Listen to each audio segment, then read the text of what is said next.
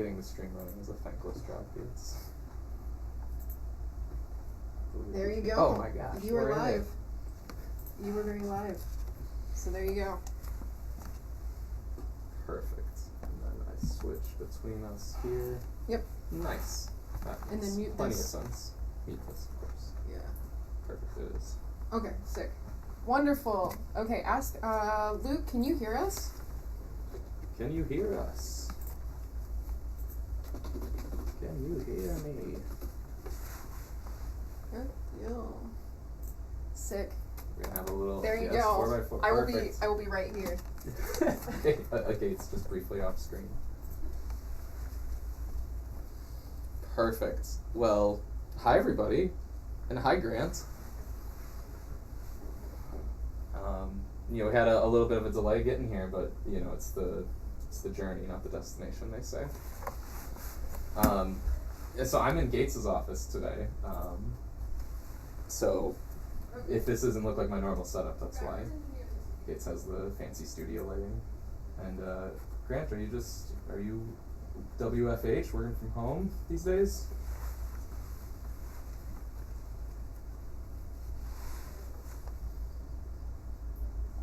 It looks very nice. Oh, okay, and it looks like somebody is fixing. Oh, we were fixing Grant's audio. One moment. Let's see.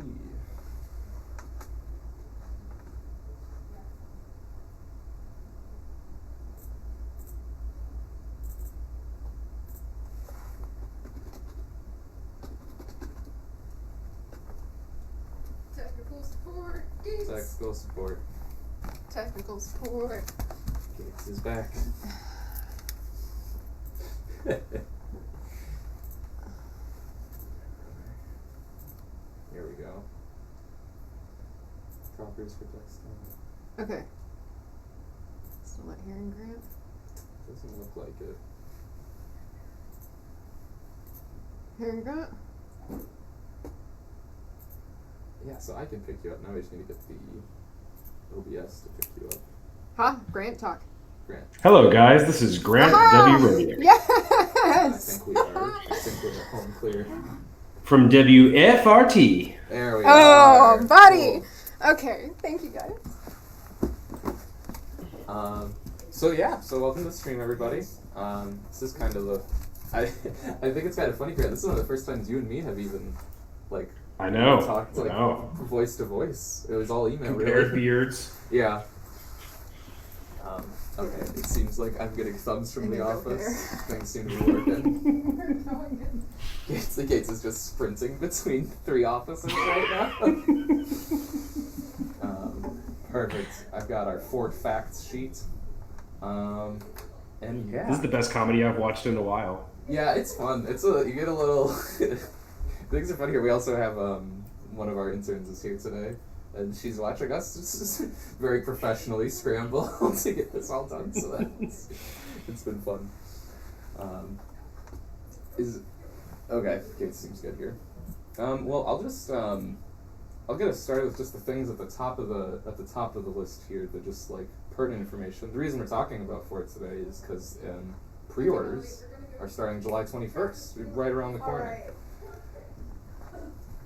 Oh, here we go. Infinity, yeah, okay, everything's coming in now.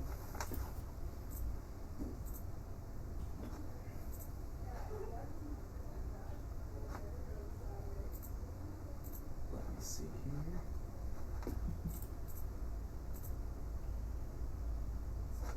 Alright. I don't know if Gates is hosting or if I'm just going to get started with these questions, Grant. We're just going to just jump right into the meat of it. So the top question here on this list says, what gives... Actually, I'm going to ask one of my questions first. Gates isn't here. I can do what I want. So what actually got you into... What was kind of what got you into tabletop gaming in general? I know you do video game stuff as well, but what got you? What was your, what were some of your big early influences?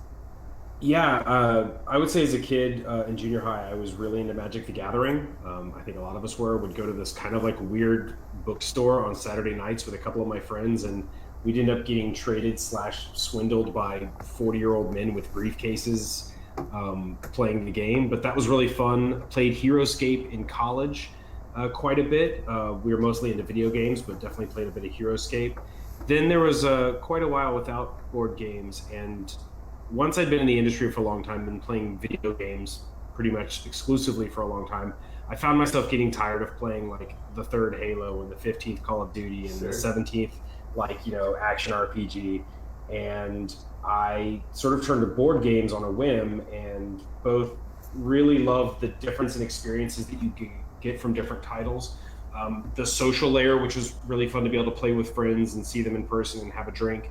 But then also, after spending a couple years working in a sort of corporate environment, making games for my company, I recognized that board games would allow me to sort of be creative and create my own designs in a way that didn't have a competitive issue, but also was like feasible for me to do as a single person who doesn't want to code, animate, and do sound design for a proper video game.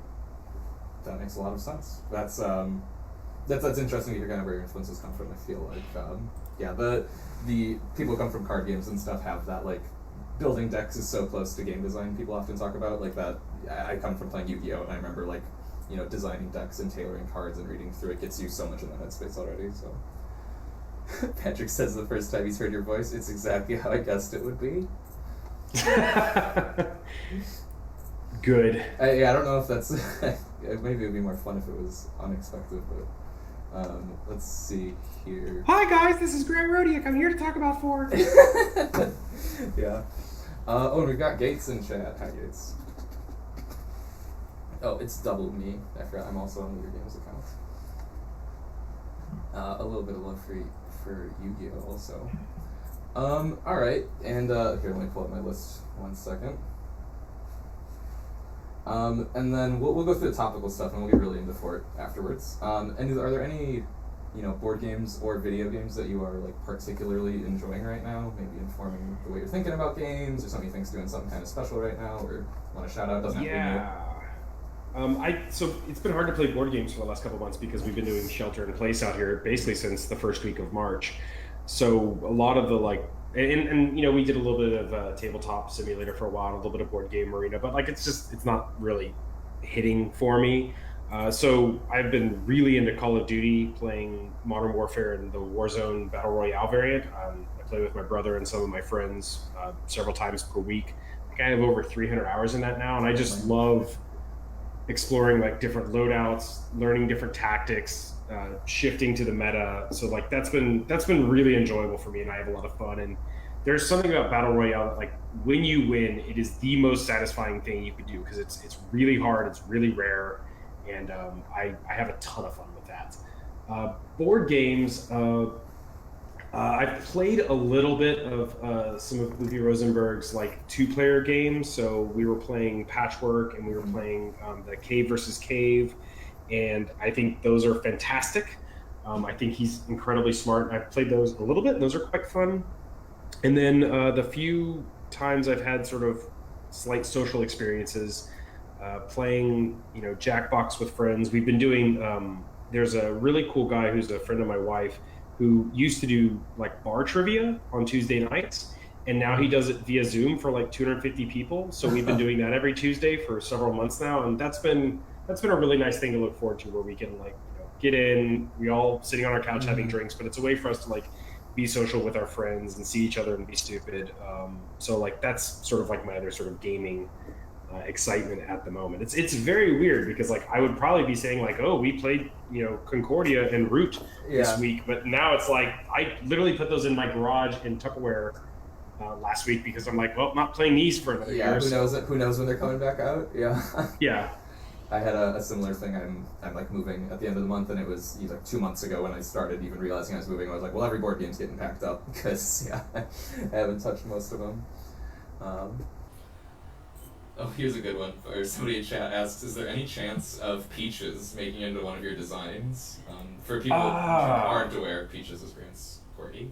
Yeah, it's my dog. I don't know. I sort of took the notion of a herding game for a really long time, but I think it's not that interesting. Like, I think herding in real life is actually incredibly fascinating, and I love watching my dog's mannerisms around that, but it just hasn't really grabbed me as a mechanism to play with. I think she's somewhere in one of my games. Like, there's an art somewhere for one of my games, but I can't remember where. But maybe it's Farmageddon. I can't remember. I will say that you know what? Never mind. I'm not going to talk about that. You tell me if we can talk about it, and I'll say. But there is potential of more animal art being in future games. Certainly, I would agree with just that sentiment in general. There's always room for more, you know, animals are always an option. This may be a bit hot, but people like dogs. I'm just gonna say it. I don't care. I don't care what the opinions are. Oh no, the stream went down. Hold on, let me see what's going on. I'm gonna assume I didn't do anything wrong. Just refresh it. Oh yeah, we're good. We're rocking again. I'm having a heck of a time hearing Nick. I'll just speak louder. I have echo. Oh, I see. Maybe I need to speak less louder. I'll wait until Gates or somebody comes in, and I'll just ask questions, and you can talk more, Grant, so people don't need to deal with my echo. Let's do a Fort question here. What do you believe, Grant, gives this game heavy replayability? What is the thing that you find you can just keep coming back to Fort for? Sure. I think it really comes down to interaction. It's sort of an obsession of mine in a lot of my designs, and it's one of those things that I think there are times when people think that stuff that I work on is random, and the idea is that it's not random in the terms of like dice rolls or extreme variance. It's random in that you cannot necessarily always predict what your opponents are going to do, and my games feature really heavy interaction. So with Fort, I think we did a good job of making sort of like a mostly playful and mostly positive interaction, but that comes in the form of when I play an action on my card, all cards have a public and private action. Some have only one of those, but cards all have a public and private action. And so while I'm the only one who can do the private action, everyone else can follow and play along with the public. So that adds a lot of variety every game, because if you're involved if a 4-player game, if you're involved in all 4 turns, it can change quite a bit based on who's going for what in condition and how they're going to get there, what their made-up rule is driving them to do, and you having to decide whether you can benefit from that or not, or whether you want to save your card for something else. The other way that I think a lot of variety comes in is that one of the big, I think, innovations or cool ideas that we found with Fort is that when you don't play a card, it gets placed out in front of you for basically a full round, and other players can effectively buy it on their turn.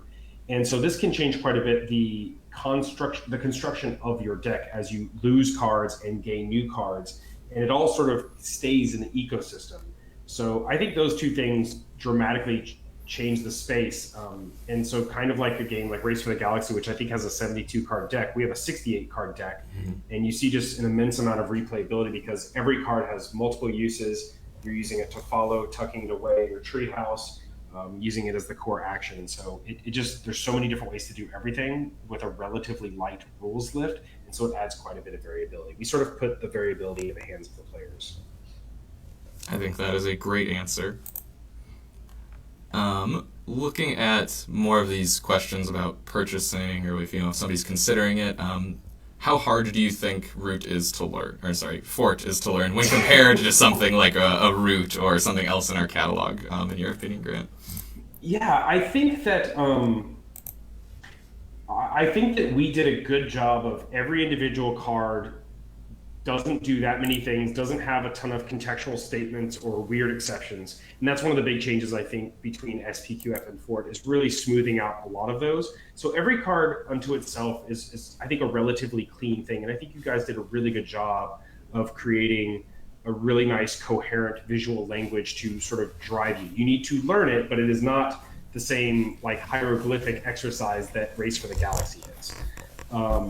However, I'm cracking up because like they're trying to do tech support and with this, so I'll keep going back to the answer. But I think the thing that makes Fort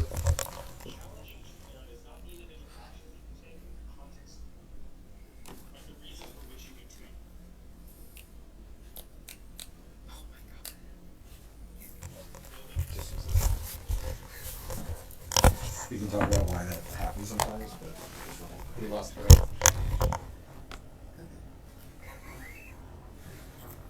I'm sorry, so there's 3 people entering the room.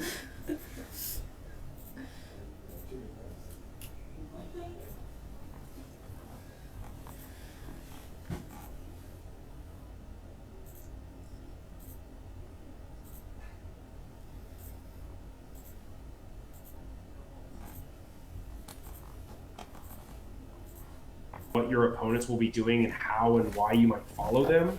But I think that Fort pits these things together in a different way that make it a little bit challenging to think about what your in-goal strategy is. I don't think it's cumbersome, and I don't think it's fiddly. I don't think there's a lot of exceptions, but it takes a play to sort of figure out those pieces. Something I've been saying is that it's harder than Star Realms, which is one of the inspirations, but it's much simpler than Race for the Galaxy, even though it has a lot in common sort of at its DNA with Race for the Galaxy. Grant, we were messing with audio the whole time. I'm gonna just assume that was a really good answer because it felt like what I gleaned while we were doing that was it seemed great. I don't know if you've seen Emperor's New Groove, but when the big guy does the chef's kiss, it's that quality of answer. Yeah. All right, let's. I'm gonna pivot back to a fun question because I'm so stressed from all of this audio fixing. So in the realm of forts, we know that the 2 resources you're collecting throughout the game are pizza and toys. So my first question is, what is your ideal pizza? Yeah, including cook, topping, crust type. Give it to me. For sure. So with pizza and cheeseburgers specifically, I'm very much like a simple, straightforward person. I want it to be high quality, but few elements. The pizza that we order the most is San Mateo local North Beach pizza, sort of like your classic delivery pizza, but it's good and it has nice ingredients. And we do Italian sausage, pepperoni, and roasted garlic. That's sort of like our typical go-to. However, I love deep dish pizza. On the peninsula here, we have Blue Line. In San Francisco, they're called Little Star. They do this cornmeal crust deep dish pizza. And I do the same order from them, but with their deep dish. And that is wonderful. And I'm sure that there's people in chat right now lobbing accusations of that not being pizza or it's like lasagna cake. I don't care. You're wrong. I'll fight you. I love me some deep dipple. Now, Romeo's asking about pineapple, and he's asking because he's a traditional Italian in chat. And I do love some pineapple on pizza. It's not my go-to, but I think pineapple on pizza is excellent, and I'm willing to suffer the hatred of the Italian nation for that comment. Yeah, I agree. I think it has a place. I think it's not my go-to pizza either, but every once in a while, a good pineapple on some pizza, a little bit of heat, some jalapeno and pineapple. Oh yeah, red pepper flakes, a little slice of jalapeno. I love the hot chili oil that fine pizza establishments like to bring to the table. Only the finest establishments.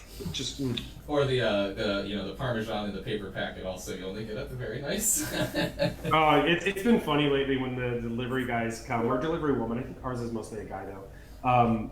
For the pizza, after the fact, he'll pull out of his pocket and he'll be like, Parmesan and red pepper, and I'm like, my man, we're good. Like right now, I don't want your pocket. I'm good without those. That's funny.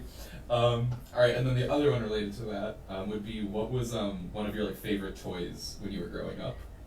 I loved Legos growing up, and I loved I had a really amazing Brio set, Legos. I loved building those things as a kid. The other. If we're talking traditional action figures, there was a cartoon in the 90s called Exo Squad, where it was little space, and you should all look this up. It's actually a really good cartoon. It's aged well. But there's basically pilots in these winged exosuits, kind of like a Titan from Titanfall.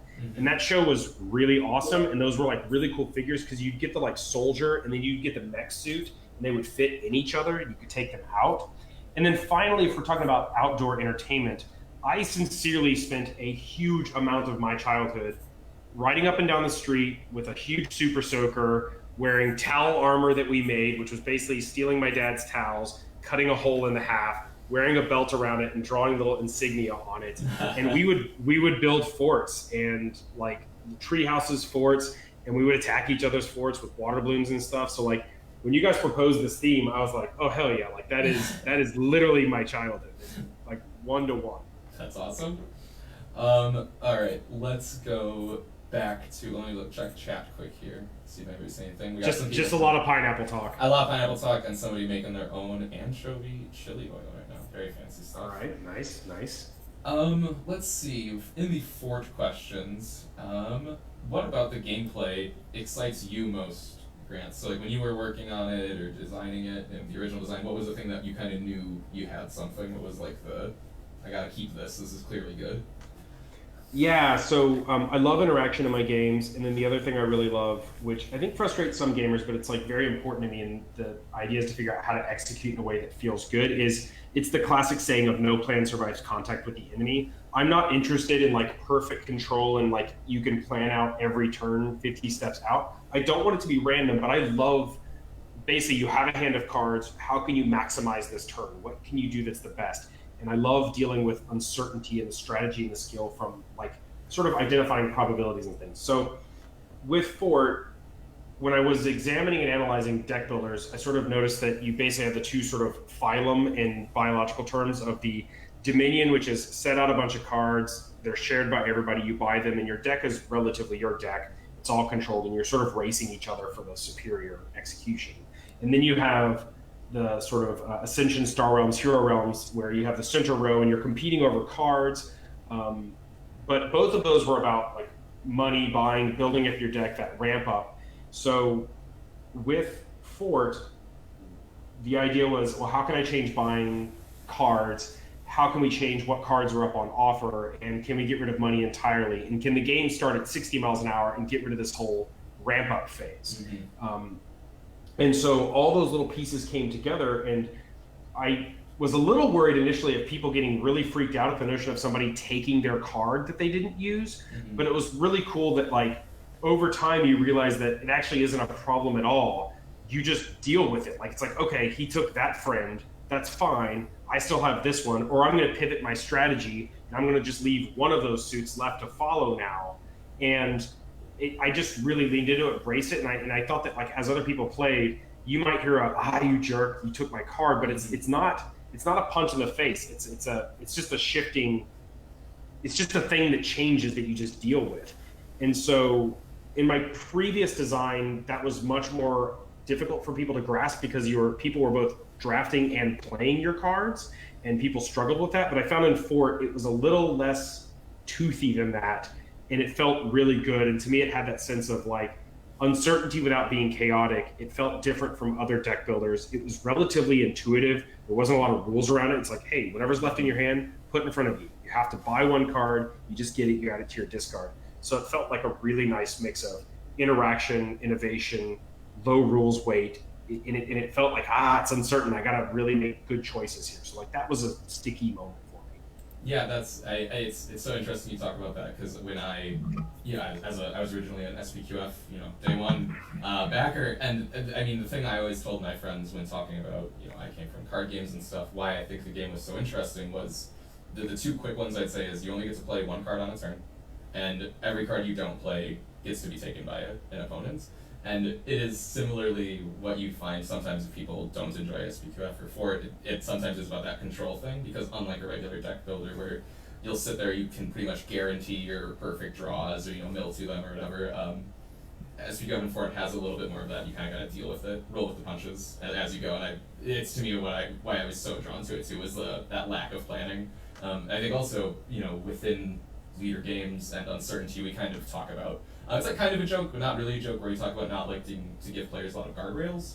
And I mean, the pillars of SPQF's original design, I think, are no guardrails, where it's like, any cards, no price. You just grab a card, gotta play one, you gotta take one. And like, I think there's, it really forces you to start to think differently about it. Well, I mean, something I think that Leader does really brilliantly, and I think Root probably shows this the best, is that you've created a system of possibilities. You don't create really strict rules on how a faction must be played. It's just sort of like here's what this faction does, and you can interpret this rather loosely based on how aggressive your opponents are playing, how you want to go about winning. And I think you guys create really beautiful systems that are relatively elegant, but based a lot less on heavy turn weight and much more on interesting strategic possibilities. You then let the player explore and figure out. Totally. Well, here's a good one. Which types of board games, Grant, have you tried, and were you surprised that either way you liked it or you disliked it? You know, you're like, oh, I heard this is really good. I think I like it. And you just bounced off of it, or something that you thought you wouldn't be into.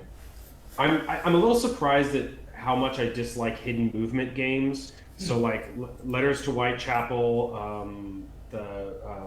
was it Fury of Dracula? Yeah. I don't really enjoy those at all. I will say one of my favorite games of all time is War of the Ring, and the way the Fellowship moves is hidden movement, but I don't think it's a hidden movement game. But I think I'm relatively surprised that I don't like that, and I feel like a lot of times, was it the one from Plaid Hat? It was Shadow Complex or Shadow Ops or yes, Spectre Ops? Something like that. Yeah, Spectre Ops.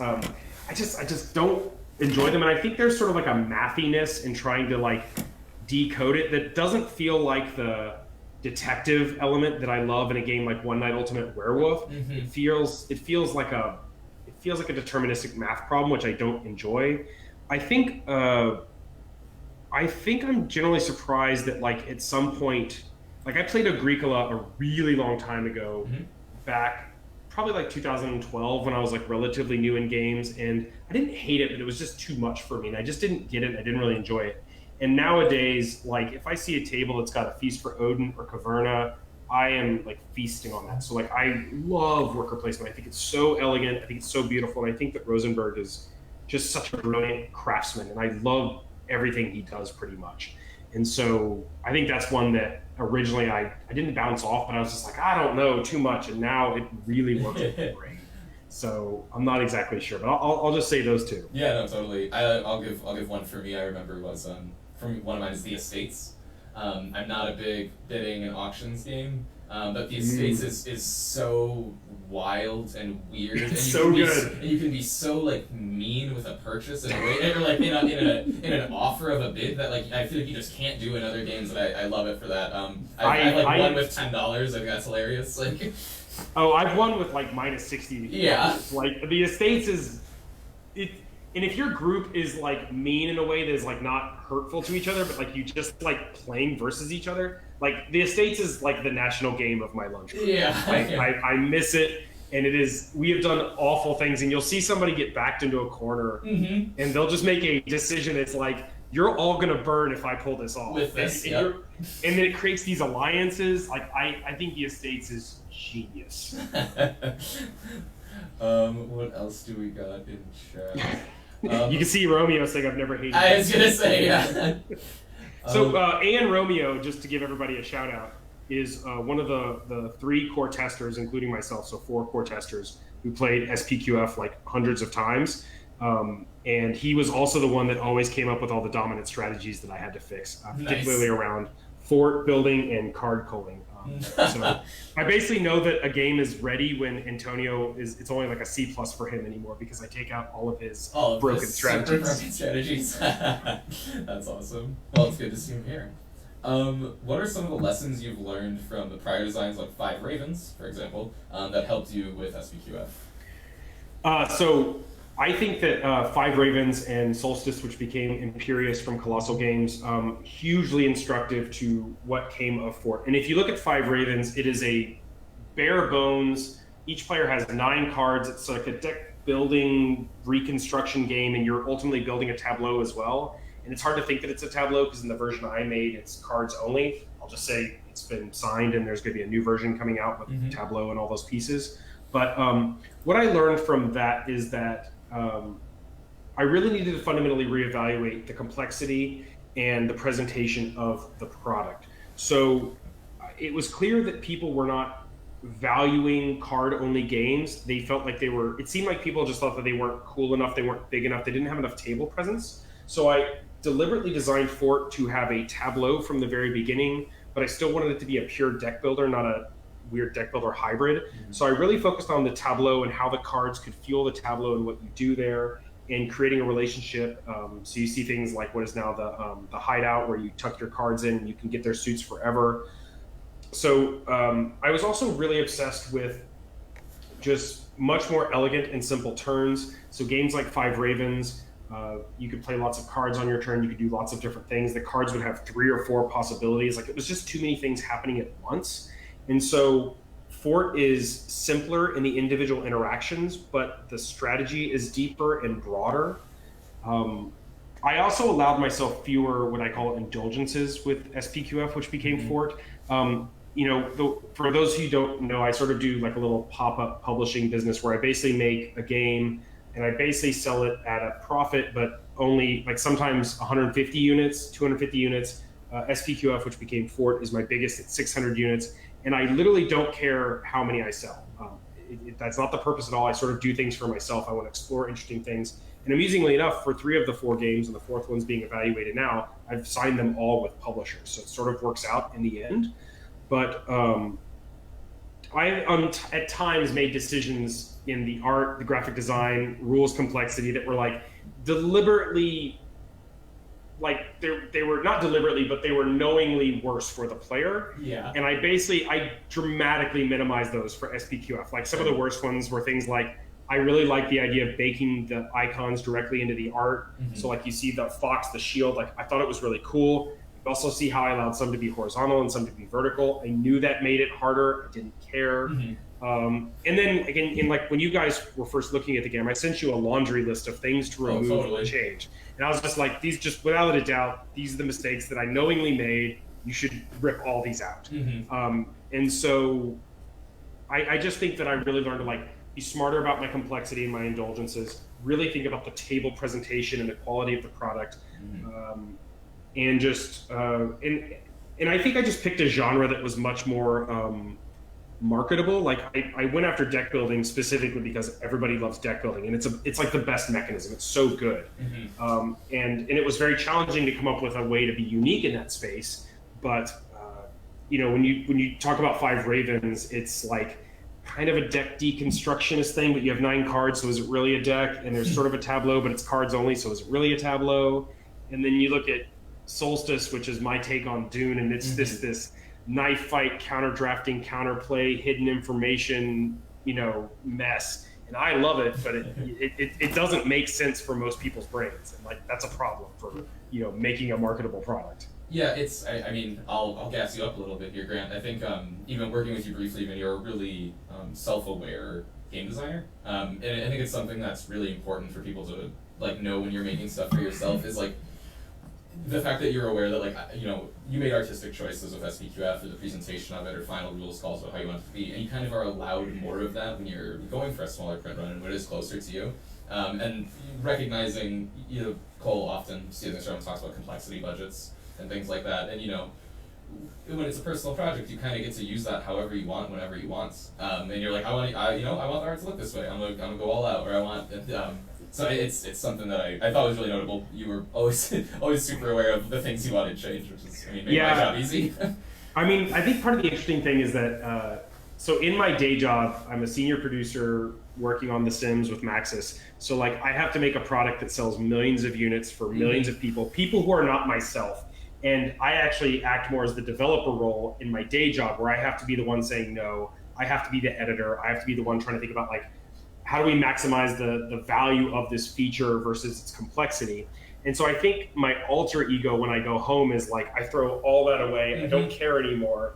And years ago, I tried to make my own little publishing company where I was actually trying to sell traditional print runs. And I made 2 games, and I just wasn't very successful with it.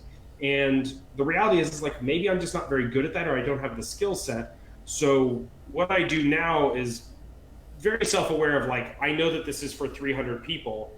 And then I try to be professional and also self-aware, because like, I didn't want Fort to sell 200 copies. It's not worth your time to do that. And there's like very obvious ways to make it better.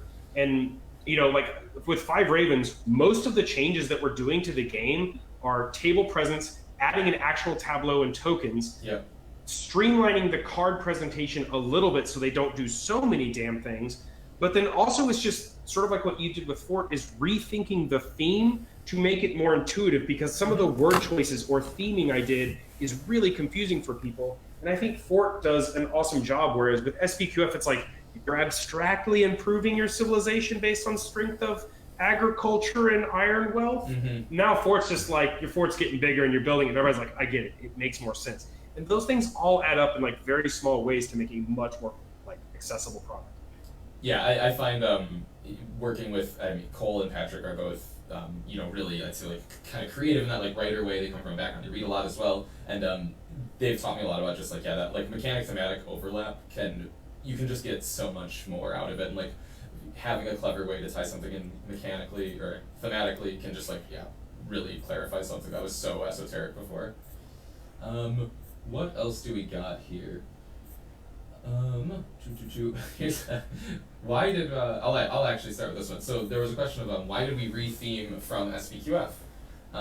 So of the original game, SPQF was anthropomorphic. You describe it, Grant. So one of my favorite movies growing up is the Disney animated Robin Hood film, where Robin Hood is a fox and Little John is Baloo the bear, and King Richard's a lion. I loved it. I think it's really beautiful. So I really wanted to make something with that.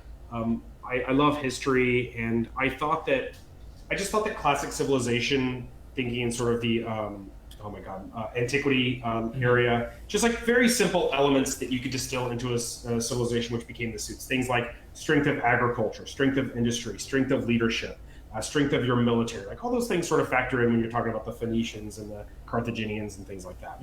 And so I just thought it would be a really cute, fun, playful twist. Like there's so many board games about Rome and ancient Rome. And I just thought a fox legionnaire, a little beaver building the environment and things like that. I just thought that would be really cool. And like, it is visually very super charming. It just doesn't, the connection is very loose, and like, I'm not a very theme driven designer in general. Which is why you guys had to like do a lot of lifting there. But I was sort of like, all right, these are sort of the 6 elements of a civilization. You sort of use parts of those elements to make your civilization better, which is your fort level now. But things like storage and storing other resources, like tucking cards, those had zero thematic tie-in at all. So it was just like, tuck a card here. Why? I don't know. It's a centurion on a hill. Yeah, right. Shrug. It's a game. Yeah, and it's interesting how like you can have as much of that or as little as you want in a game kind of thing. You kind of see people run in both directions. I feel like nowadays. So then I guess so why did we retheme it? I forgot I asked the original question. The reason we decided the reason we decided to retheme it was the big thing was at the end of the day there was just somebody who was like, so are we going to call this, like, if it was going to be in the root world, like, are we going to call it Root the card game? Are we going to call it a card game in the root world?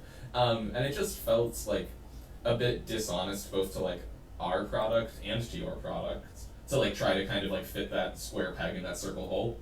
It was like, yes, they technically were painted the same color, but they weren't.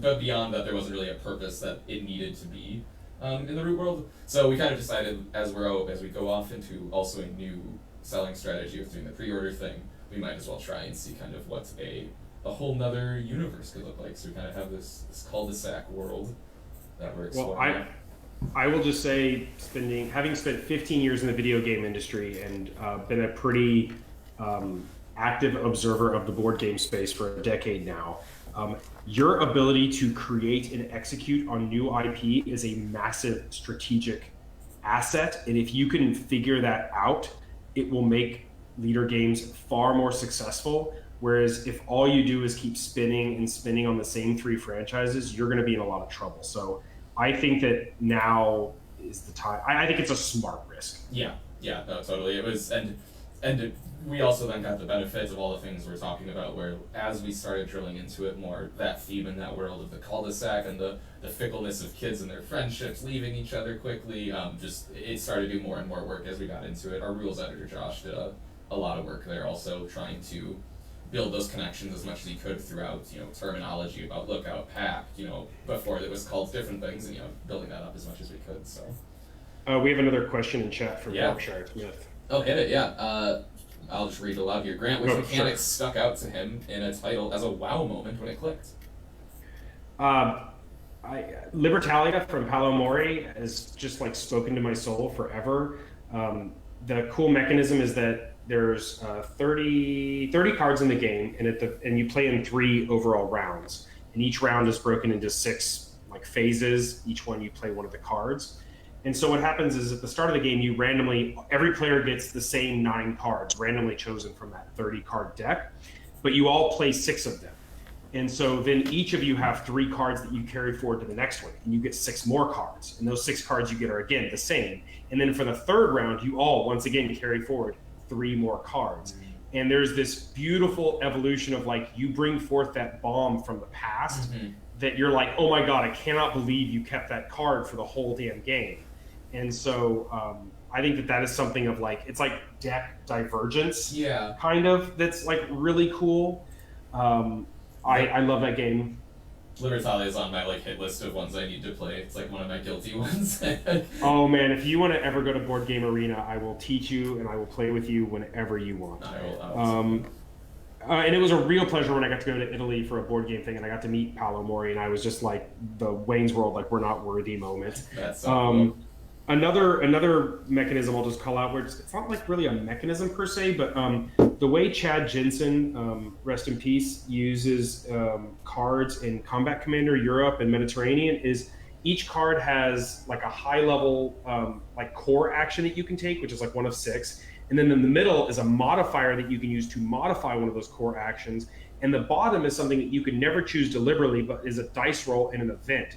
And so when you're doing combat, you draw cards from your deck and you're like, oh crap, it hit, but also a sniper emerged. And then you draw another one and you're like, and it hit my sergeant over here. Oh. And it just, and it's a long game. It takes 2 to 3 hours to play, but the rules are relatively light. But the reason it's so long and the reason it matters is that natural organic stories emerge that tell the moment of that battle, where a fire from a previous smoke grenade, forces your men out of their bunker, and the Russians do a desperate bayonet charge on the German machine gun position, and a hero emerges, and it's incredible. Like I've played it like probably about 8 or 9 times now, and every game creates a new story because of the way that deck. And it's one of those things that, like, if it was just an hour, it wouldn't work. But over the course of 3 hours, it just builds just this incredible, beautiful sequence of stories. That's something I continue to notice as I work in the industry. I'm young here, but how much you really do at some point need that amount of, like, you really can only tell so much story in an hour-long game. And, like, that extra hour that you get by going to 2, or that extra story and narrative punch you can get by going to 2 hours is really incredible. Like, I wait for a game that can do it. I'm not saying it can't be done, but at some point it does feel like it needs to be a little longer. Well, and I think it's also interesting how the length gives you time for story and big moments to emerge, but it doesn't necessarily need to be more complex. A game that we really fell in love with, partially because 2 of the members of my group are like massive Star Trek dorks, but we love Star Trek Ascendancy.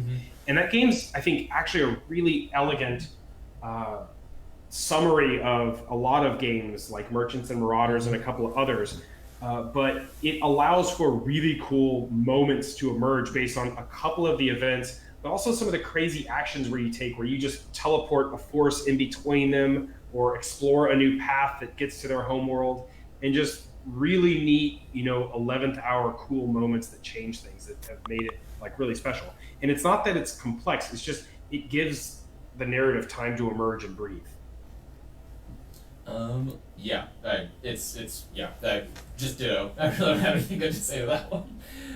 Slack alert. Yeah, I know, somebody got Slack. That was me. Let's see. One of the common questions we get, I just fielded here from our FAQ, is about language translations for Fort. We always do our first printings in only English. It just, you gotta get out. We try to have 0 error rate and all that stuff, but we'd rather just catch as much as we can on the first printing before we go out and do other languages and stuff like that. So eventually soon, we just gotta get through these first ones, kind of thing. Let's see. I'm gonna go back to my fun questions, Grant. More about you. Let's see what else I got here. So if you were invited to a dinner party and you get to bring whatever dish you'd like and you're trying to impress, what would you bring? Am I allowed to do some cooking at their house? Yeah, let's say it. Yeah, totally. Okay, because I'm worried about things not being fresh. Yeah, no, totally. There's this recipe that we've cooked a few times from Christopher Kimball's Tuesdays on Milk Street book, and it's really simple. Where it's sort of like a broiled Mediterranean chicken, so you get like really crisp, delicious chicken, but it's topped with like a mint honey lemon sauce that's a little spicy, and you serve those on skewers. That is absolutely fantastic, really simple. I'd want to broil it at their house so it's served crisp and delicious. There is also, there's a really good risotto recipe I enjoy that is just like perfect and cheesy, and it's got pancetta in it, so it's got that like fatty pork.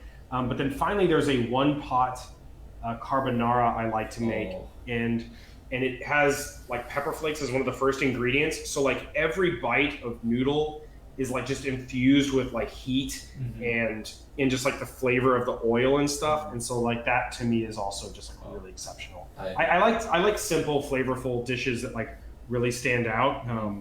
And also that nobody expects me to do in a beautiful presentation, because I'm chubby fingered and bad at doing anything that requires, motor skills. Well, I mean, I see you cooking up a storm on Twitter every once in a while, so I thought I would have to ask. Here's a good question, another one from Yorkshire. How do you approach the deflation aspect of game ending when the victory moment of realizing a game is over, either before it officially happens or when it actually does, and the fun of the game group atmosphere just dissipates? I guess I don't worry about that too much. So something I really try to do in all of my designs is make it so that you're never out. I think it's really frustrating, even for a 15-minute game, if you can't come back. Now, if you just like play disastrously, I can't solve for that. But I try to make sure that like you're never like truly out. And some of that is like obfuscating some of the scores. Some of that is like hidden in-game scores, like we have with the made-up rules. So that's one thing I try to do, so that like people don't have that deflation. Also, and a part of this is due to just like my laziness and making games that are just like so big and take so much time. But something I love about Imperius, Fort, Five Ravens, Farmageddon, Hocus, is that they're 15 to 30 minutes. So you play and you're close and you're like, again, let's do it again. Yep. And so you just make it so that it's very easy to get back on the table. One of the reasons we played Fort so much in early testing was that A, my friends actually liked it a lot, but B, over coffee, we could play 2 to 3 games in a half hour with 4 people. And so we kept being like, damn it, all right, I want another one. And that to me like really kept us going. Yeah, I related to that. I feel like some people question the game time of like 40 minutes for a 4-player, and I'm like, I swear by it. I played both versions, SPQF and Fort. The game is lightning fast when people know how to play. It's yeah. Oh, and without the complexity and stuff, like I could easily see us playing with 4 players in like 10-15 minutes once like we were just like boom, and everybody knows the follow. Yeah. And like you'll get to the point where you're gonna say like, I'm playing Bones, and everybody's like, I know Bones, and like it'll just go. Oh, totally. Let's see if there's any other stragglers I see here quick in the chat. People talking about just some other games that do have that. Not really. I'm gonna go one more on my list, Grant. This is the most personal question yet.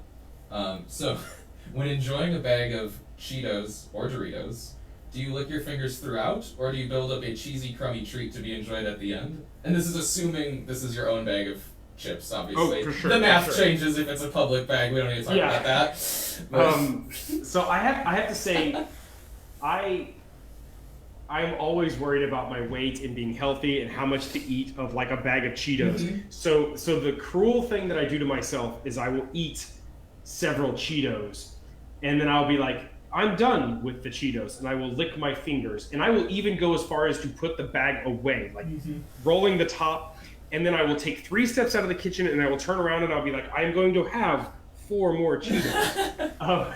And like that is pretty true of all chips. So like I lick my fingers and lie to myself as if it were the end. Okay, yeah. So it's kind of a both. All right, here we do have a real question. How many skeletons are in Fort? There must be at least one skull and bones somewhere. Surely one of the children must have bones. At least one of them. It probably has a skeleton. That would be my response. That would be my response. Is hopefully one of them does. But that's more of a Kyle question. Oh, is that a thing Kyle does? Oh, I'm just. I don't know. I would love to see the anatomically correct Kyle skeletons.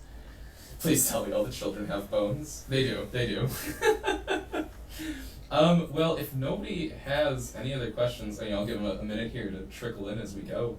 But this was kind of just to, have me and Grant hang out for a little bit. On Thursday, we're going to be hanging out again, this time competing in a game of Fort Online. Throwing fists, it's going to be very serious. Maybe, place your bets, money on the line, all that. But yeah, it doesn't look like anybody else is trickling in right now, so I'm going to call it. Gates is giving me a thumbs up. We've done great, Grant. It seems like we nailed it despite a bit of a rocky shark. Grant's Game of the Year digital and analog last year.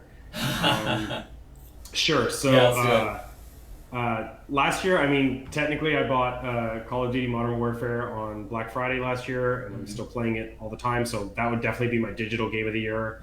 I love multiplayer. I love the single player. I really like competitive multiplayer games. I'm not a competitive jerk, but I like playing against other people. Yeah. Analog game last year. God, man, that's been so long, and I can't even remember what I've even played anymore. I had that same thing. I played. I will just say, before pandemic, I finally got around to playing Bruxelles or Brussels, however you spell it, 1893. Really loved that. I love Root, and I love Root Underworld. The expansion factions make me laugh out loud. The lizards are hilarious.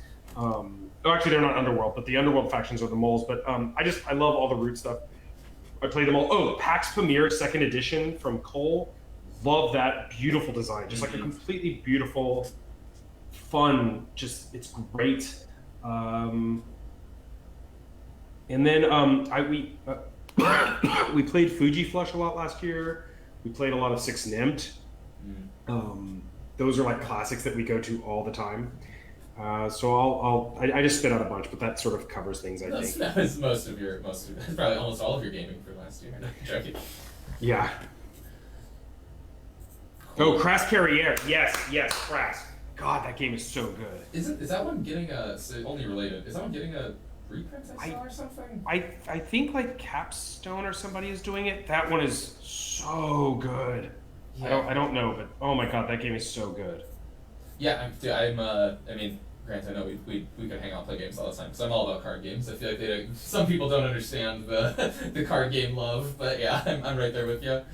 Those card games are they're so easy to play and talk just absolute crap, but I've probably played 50 games of Crass. I've played well over 100 games of Fuji Flush, 100 games of Llama, couple hundred games of Six Nimmt, No Thanks, Coloretto. We play, those games are so interactive, interesting, so much strategy from such a small lightweight. I've been desperately trying to design a game of that weight for a year and a half, and I've gone through probably 20 prototypes at this point. They're all terrible, and it's such a hard space to work in, because with SPQF and Fort, we're this isn't quite hitting where it should be. This needs to be tuned up a bit. But you have so many different pieces that you can tweak.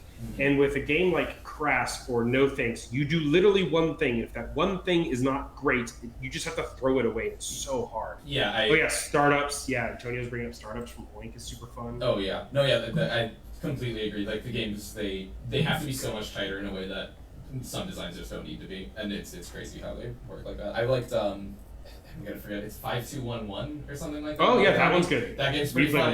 Yeah, that game's also quite good. I will say 5211, its use of the yellow color is one of the most offensive things I've seen in graphic design in a long time. Yes, and the rule book, not the best. It took us a while to learn it, but once we did, it was interesting. I will say offensive, not offensive in a politically incorrect way. Oh. It's offensive in terms of it makes it so hard to see, and you're just why would you make this color? You have all the colors. Yellow is impossible to read. It's yellow printed on white. Yeah. Yeah. Even and Romeo. Yep. He recolors that color yellow. That's hilarious. All right, everybody. Well, we will be back this week, Thursday, 2 days from now. Me and Grant again. So if you guys have more questions, obviously you can hit us on Twitter, hit us in the thread, or save them for when we are all back together live. You can find us on Twitter all the time. Yeah, Grant's always or BGG. Yeah, Grant is hyper online. Cool. All right, everybody, thank you so much. I'm going to shut the stream down. Bye.